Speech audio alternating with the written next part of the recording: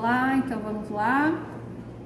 Super classe, não é super classe de classificação, é super de super mesmo. A classe cefalópoda, filo molusca, classe cefalópodes. Os maravilhosos polvos, lulas, selpas, sépias, desculpa. Então aqui temos o nosso polvo meio destruidinho, né? Já sofrido das aulas. Mas aí as características, né? Lembrando lá a anatomia do polvo. Essa é a posição anatômica. Lembrando, né, que essa região aqui é um manto, né? E essa região aqui é onde está localizada a cabeça, os olhos e a boca ventral. E aqui já foi tirado o bico, né? Mas tinha a presença do bico, que funciona como uma mandíbula, né? Rasgadora, porque são espécies predadoras. Octopus, então, porque são 8 tentáculos. 1, 2, 3, 4, 5, 6, 7, 8, capenguinha aqui, né? Lembrando que tem regeneração. Então, se ele estivesse vivo e tivesse perdido essas partes do tentáculo, esses tentáculos iriam regenerar, né? Daí o alimento, ele usa os tentáculos com as ventosas, tanto para locomoção como para capturar suas presas, que são levadas até a boca, rasgadas com aquele bico que funciona como uma mandíbula, né? Aí tem a boca. Também tem o auxílio de uma rádula interna, auxiliar na mastigação, e aí vai pelo esôfago e aqui internamente, então, está a massa visceral, que eu não vou destruir esse exemplar, né? Mas aqui vão estar naquela mesma lógica da posição anatômica, né? O estômago, hepatopâncreas para as enzimas digestivas, o intestino vai passar por aqui, e vai ter um ânus terminal por aqui. E também tem uma circulação interna de água, né? Onde a água entra por essa abertura aqui do manto, circula pelas brânquias internas, né? Então a brânquia é posicionada por aqui também, e a água, depois que circulou aqui por essa cavidade do manto, sai por esse sifão, né? Que joga a água, que dá um fluxo de água, né, pelo sifão exalante, e aí causa o jato propulsão. Então ele libera a água e dá um movimento de jato propulsão dos polvos. E aí essa água circulante interna, né, que é responsável pela sustentação do corpo do animal. Quando ele está parado e não está circulando água, ele está assim lá no fundo do mar. Porque lembram que é um cefalópode, né? Animal molusco de corpo mole, que teve uma regressão da concha, um grupo super derivado dentro de molusca, né? Que ele perdeu, a concha regrediu, então ele tem uma concha vestigial.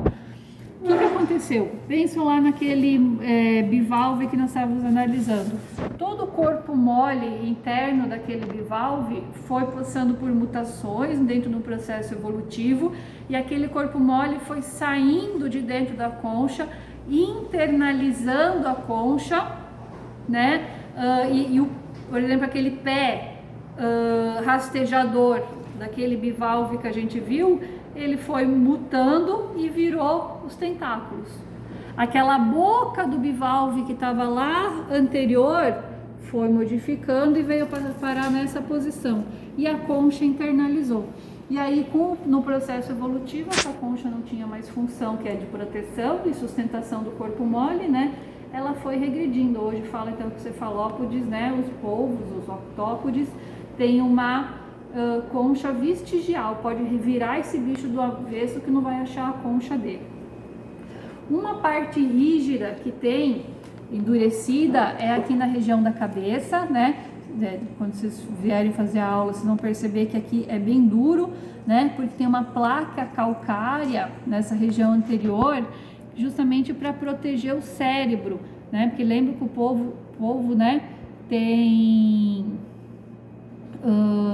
cérebro bem desenvolvido, né? E aí ele todo o corpo mole, com o cérebro desenvolvido, ia ser muito vulnerável ficar exposto aqui. Então ele tem como se fosse uma placa craniana que protege o cérebro. A única estrutura rígida que ele tem, senão ele é todo mole, né? Realmente um molusco de corpo mole. Os tentáculos estão com as ventosas, né? Que serve para fixação, para auxiliar no comportamento de locomoção e também para pegar as presas, né? E no caso dos machos, existe um tentáculo modificado onde tem as gônadas masculinas internas, né? E aí existe uma forma de fecundação. Ou o macho libera o tentáculo reprodutor e esse tentáculo, através de sensores, né? Químicos, ele encontra a fêmea maturada, que libera feromônios. Esse tentáculo entra na cavidade do manto e fecunda o ovário. Ou, em algumas espécies, o próprio macho, né, leva o tentáculo o tentáculo reprodutivo para dentro da cavidade do manto e fecunda o ovário da fêmea. Mas o que é que né, as brânquias também estão aqui internamente, não vou destruir nosso polvinho para ver a massa visceral. Acho que é isso de anatomia e fisiologia que a gente consegue observar. Os olhos, né, bem desenvolvidos do polvo, né, que já tem uma formação de lentes que propiciam uma visão bem detalhada, né, que o polvo tem, e aí ligado com o cérebro desenvolvido, articulado com esses tentáculos, né, ele consegue fazer aí estratégias de fuga e planejar estratégias de captura das suas presas. E nesse agora eu lembrei, indico muito para entender todo esse comportamento do polvo, um filme do Netflix chamado Professor Polvo, né? Maravilhoso, né? E aí lá vocês vão conseguir observar toda essa anatomia e principalmente o comportamento dos polvos. E aí outro exemplar de cefalópodes, né? São as mulas, que também são maravilhosas, né?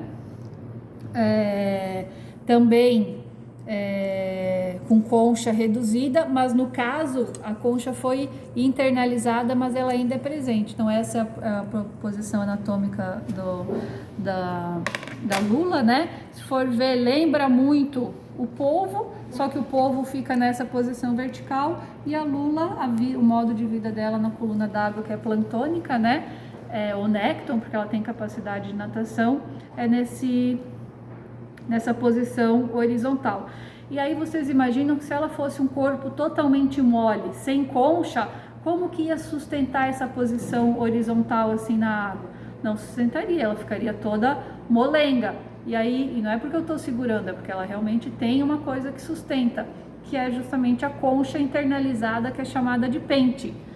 Agora eu vou mostrar para vocês. Se a gente tirar pente, não, pena, essa concha internalizada, ó, tcharam, é a pena, né? A cara da Nessa.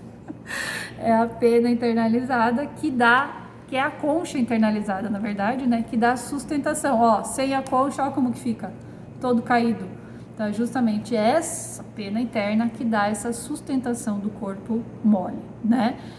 E aí tem expansões do corpo, né? Formando essas nadadeiras laterais. Tudo isso aqui é manto, é corpo mole.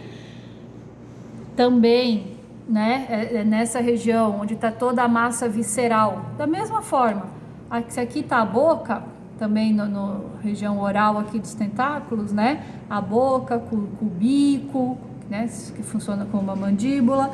Os tentáculos daí são decápodes, né, são 10 tentáculos. é o que diferencia polvo e lula, além da presença da pena, é o número de tentáculos, né? Octópodes e decápodes, que tem 8 tentáculos. E daí a boca, os tentáculos, além também de auxiliar no movimento de natação, também fazem a captura do alimento, né? Leva até a boca, esôfago, aqui vai ter estômago, o intestino aqui dorsal, né? Que finaliza, ele dá uma volta e vem finalizar aqui, porque a água entra pelo lado, circula pelas brânquias internamente, né? E na saída da água também já faz a eliminação das fezes. A gônada também aqui internamente, tanto o polvo quanto a lula são dioicos, né? Sexos separados. Daí também a região da cabeça, aí a lula não tem aquela estrutura rígida aqui como os polvos, né? Apesar dela ser bem espertinha, não é um cérebro tão desenvolvido quanto os do polvo, né? Mas tem uns olhos bem desenvolvidos também, com formação de lentes, né? E do cristalino, não tão desenvolvido quanto o do polvo, mas também já bem desenvolvido, né? Acho que é isso. Conseguimos visualizar das lulas. E também é nessa região anterior. Deixa eu ver se eu destruo essa daqui. Aqui. Ali, ó. Internamente, tá dando pra ver, Andresa, na filmagem? O saco de tintas, que é aquela estrutura usada para defesa das lulas, né? Então, do cefalópodes, o polvo também tem. Quando elas sentem perigo, elas jogam esse jato, estouram, né? Essa bolsa de tinta, joga aqui, tem um canal exalante da bolsa de tinta, e aí fazem a fuga, né? Tanto para fugir de predadores. Aqui dá para ver, né? Mais escurinho ali. Também é uma característica dos cefalópodes.